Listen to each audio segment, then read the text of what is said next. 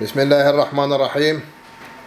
كتيبة طلقة الأسد، لقد ألقينا القبض على أحد الإرهابيين تابع للجيش السوري الحر، وألقينا القبض عليه متلبسا. شو اسمك ولا؟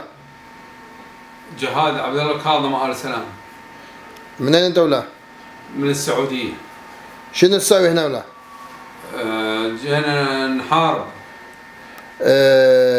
بتحارب مين أنت؟ بتحارب مين؟ احنا نحارب الجيش السوري. طيب مين اللي دزك؟ ليش تحاربون الجيش السوري وشو دخلكم هنا؟ لأن احنا عرعور دزنا، احنا يعني احنا صح سعوديين بس عرعور هو دزنا. هو عرعور دزكن؟ اي نعم.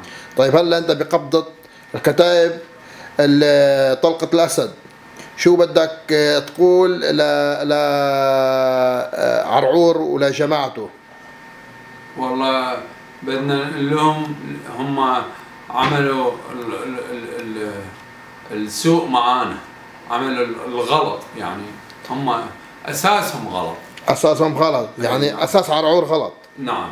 طيب وهلا اسئناك نحن، ضربناك شيء؟ لا. طيب هالدم اللي عليك من وين؟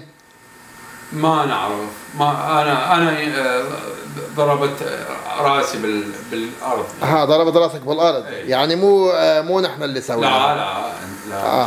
يعني شو رايك بالخدمه تبعنا؟ شو رايك بالجيش السوري؟ جيد جدا. طيب هلا جيد جدا، بس اول شيء ما كانش جيد جدا، مو هيك؟